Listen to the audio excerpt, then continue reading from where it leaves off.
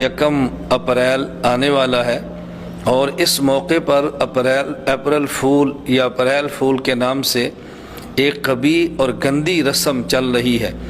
یہ دراصل نصارہ نے بطور خوشی کے ایک دن منایا اور اس کو بطور رسم آگے چلا دیا گیا۔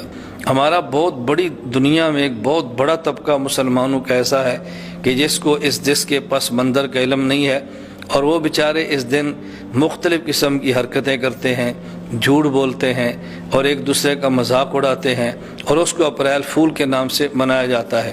میں دنیا بھر کے اپنے مسلمان دوست، بھائی، بزرگ، اپنی ماؤں، بہنوں اور بیٹیوں سے گزارش کروں گا، ہمیں اس دن کو منانے کی بجائے اس دن کے منانے والوں کو سمجھانا چاہیے اور اس رسم قبیح سے بچنا چاہیے۔ کہیں ایسا نہ ہو کہ حضور اکرم صلی اللہ علیہ وسلم کے ارشاد کے مطابق جو شخص جس قوم کی مشابہت اختیار کرتا ہے قیامت کے دن انہی میں سے اٹھائے گا۔ کہیں اللہ نہ کرے یہ رسم منانے کی وجہ سے اور اس دن میں اس گندی رسم میں شرکت کی وجہ سے ہمارا روز معاشر شمار ان کے ساتھ ہو۔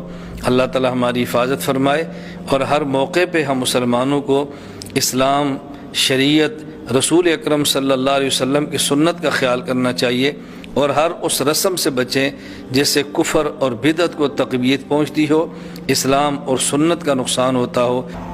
یکم اپریل فول کی جو رسم ہے، جہاں اس میں کفار کے ساتھ تشبہ ہے، کفار کے ساتھ مشابہت ہے، اس کے اندر کئی اور قباح اور کئی اور گناہ بھی شامل ہو جاتے ہیں۔ مثلا جھوٹ بولنا مستقل گناہ ہے۔ نبی کریم صلی اللہ علیہ وسلم نے خود ارشاد فرمایا، آیت المنافق ثلاث، منافق کی 3 نشانیاں ہیں، ان میں سے ایک نشانی یہ ہے اذا حدث کذب، جب کافر مسلمان منافق بولتا ہے تو جھوٹی بات کرتا ہے، تو ہم جھوٹ بول کر خود کو منافقین کے زمرے میں شمار نہ کریں۔ پھر اس موقع پہ ایک مسلمان دوسرے کا گویا تمسخر اور مذاق اڑاتا ہے، اور قرآن کریم نے اس سے منع کیا ہے کہ کوئی مسلمان دوسرے مسلمان کا تمسخر اور مذاق مت اڑائے۔ پھر اس موقع پر دھوکہ دیا جاتا ہے، اور دھوکہ دینا مستقل ایک گناہ ہے جس سے شریعت نے بہت زیادہ روکا اور منع کیا گیا ہے۔ پھر اس موقع پر دھوکے کا الگ گناہ، جھوٹ کا الگ گناہ، کفار کے ساتھ مشابہت کا الگ گناہ، اور کفر کی رسم کی تقویت کا الگ گناہ ہے۔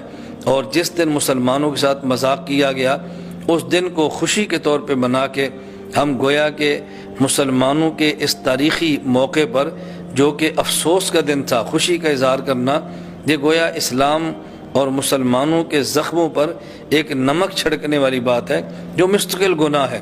اس لیے ہمیں ان قباح کو ذہن میں رکھنا چاہیے، اور ان چیزوں کو ذہن میں رکھتے ہوئے مسلمان کو اسلامی غیرت کا ثبوت دینا چاہیے۔ اللہ تعالی ہم سب کو غیرت مند مسلمان بنائے۔